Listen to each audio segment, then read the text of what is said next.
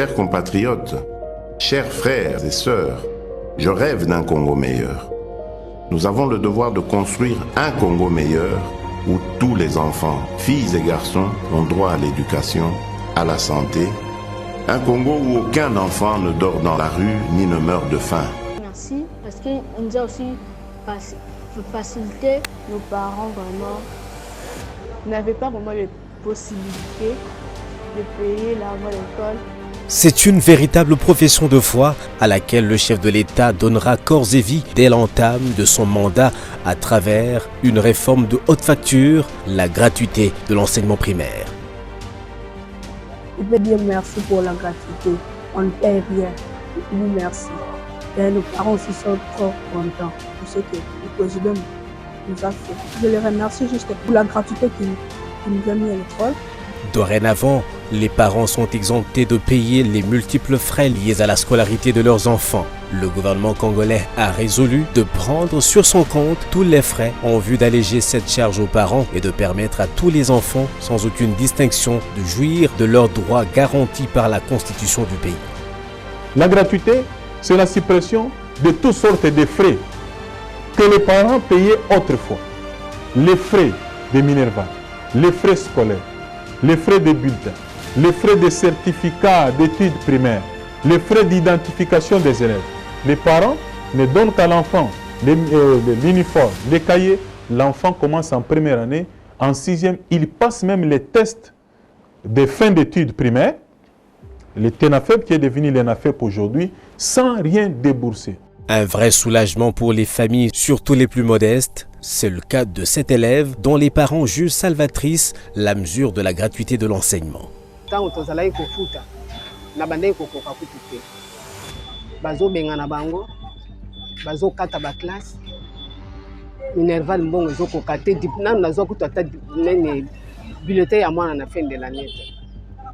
Bango nyonso mwana ne sili mwana kati classe ane sili mwana kati classe mais bandaka gratuité bandi nanu mwana kati classe na komozwa ba bulletin na bango et puis mwana zaza en 6e pour asala tena fait na futa keloko te asali pa comité national en tout cas nazana esengo na ngoma classe.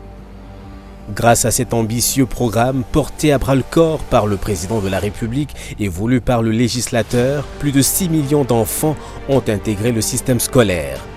Les enfants issus des familles les plus vulnérables ont désormais le droit d'être admis et de fréquenter même les écoles dites élitistes. Une grande première, tous les élèves du pays sont identifiés grâce à un fichier conçu par le ministère de l'EPST, voire géolocalisé. Avant la gratuité, vous avez 16 millions d'enfants. Mais avec la gratuité, on est à 22 millions. Ceux qui sont retournés dans les parcours scolaires. Et c'est là que nous disons que le bilan est positif. Depuis l'indépendance du pays, jusqu'il y a 2, 3, 4 jours, sous le haut patronat du chef de l'État, nous avons fait et mis en place une plateforme sur la géolocalisation des écoles.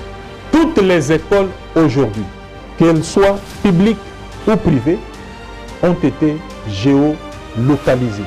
Nous avons aussi, toujours dans la même plateforme, mis en place le fichier d'identification des élèves.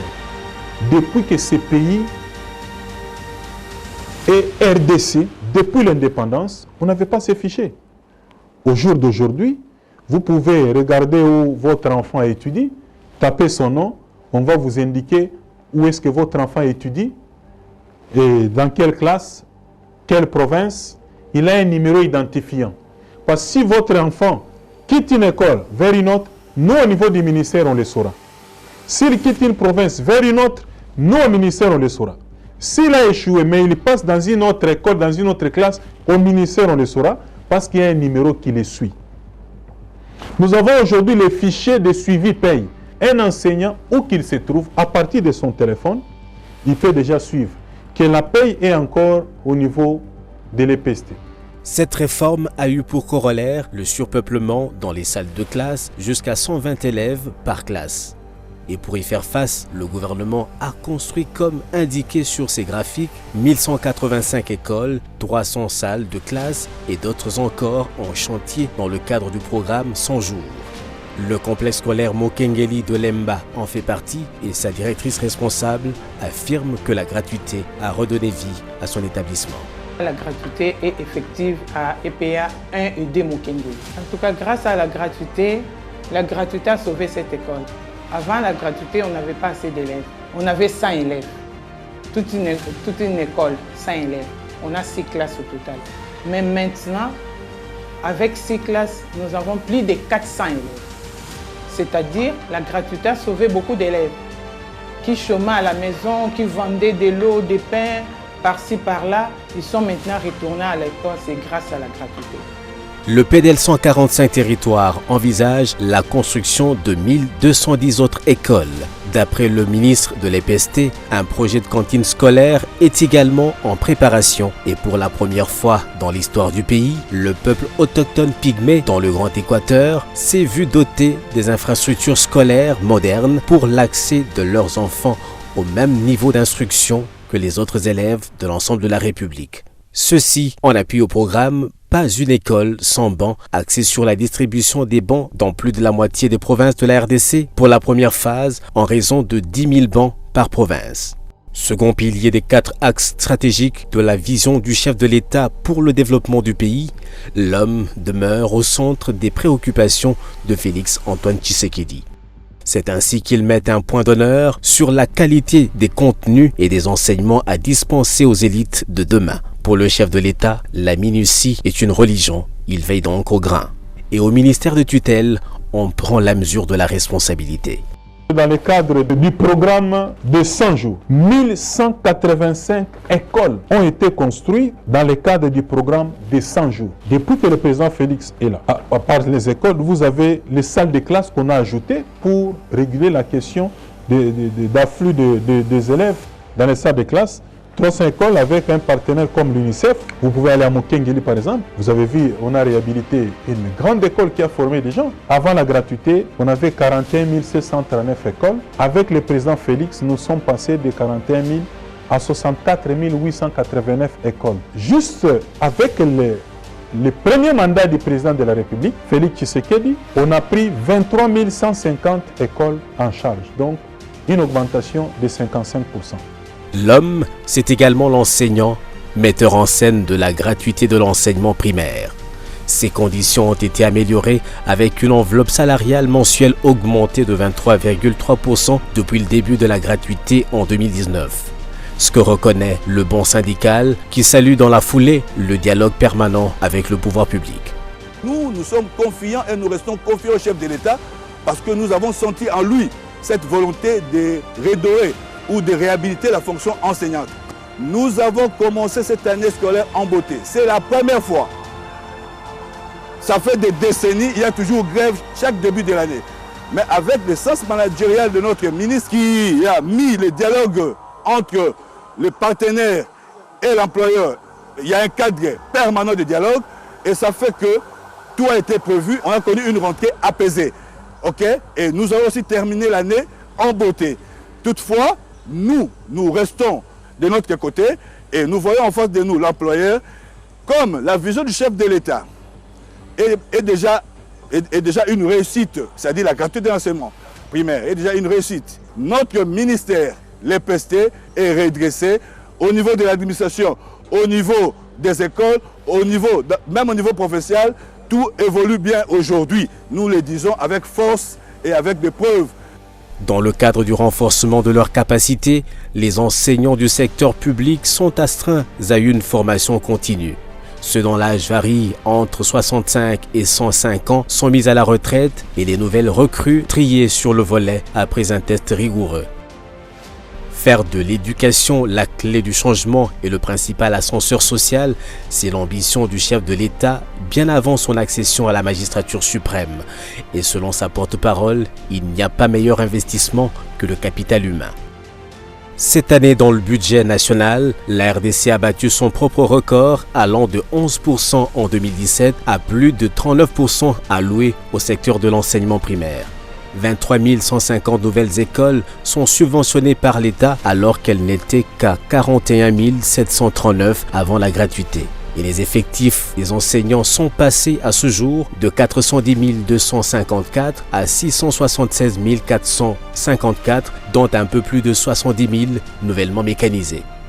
Leur rémunération a été également rehaussée de 155 130 francs congolais à 401 413 francs congolais grâce à la prime de la gratuité. Une autre prime dite de brousse a été octroyée aux instituteurs des territoires pour susciter des vocations dans ce secteur qui n'attirait plus personne il y a peu. Enseignant qui dans 2 ans touche maintenant 400 000 francs a passé plusieurs décennies à toucher 135 000 francs. Et vous reprochez à celui qui est arrivé en 2 ans seulement. Il fait évoluer sa situation de 135 à 400 et il continue à promettre. Parce que là on dit, non, il fait que bon, oui, nous promettons, nous réalisons et nous continuons à réaliser. Non seulement ils touchent cela, ils ont la possibilité de scolariser leurs enfants gratuitement au niveau primaire. Ça, il faut compter aussi, parce que l'État prend en charge. Mais l'enseignant du primaire, là où il y a la gratuité, a aussi le droit de faire scolariser gratuitement au moins 2 de ses enfants au niveau secondaire. Le premier mandat du président Félix Tshisekedi vient de sauver 6 121 928 enfants qui sont sauvés et qui sont retournés dans les parcours scolaires. Avant la gratuité, 410 254 agents, c'est-à-dire et enseignants et agents de bureau gestionnaire. 410 254 payés. Ils payaient, j'ai dit, les 135 000 francs. Maintenant, avec le président Félix, on est passé de 410 000 à 676 454. Donc, une augmentation de 65%. Ça veut dire 266 200 personnels. Quand le président Félix passe au pouvoir, l'enveloppe salariale de l'EPST était de 70 milliards de francs. Aujourd'hui, nous sommes à 260 milliards de francs. Les crises dictent aux humains des solutions qui, le plus souvent, si l'on y prend garde, les plongent dans un cycle d'aliénation plus complexe que les crises elles-mêmes. Lorsque les parents zaïrois décidaient à l'aube des années 90 de prendre en charge les enseignants et le coût de fonctionnement des écoles afin d'éviter à leurs enfants les années blanches à la suite des grèves successives, ils étaient loin d'imaginer que cela deviendrait un fardeau permanent. Il leur a fallu attendre 3 décennies jusqu'à l'arrivée du président Tshisekedi à la tête du pays pour leur apporter une bouffée d'oxygène grâce à la gratuité de l'enseignement primaire exigée par la Constitution mais matérialisée par sa volonté politique et son leadership transformationnel.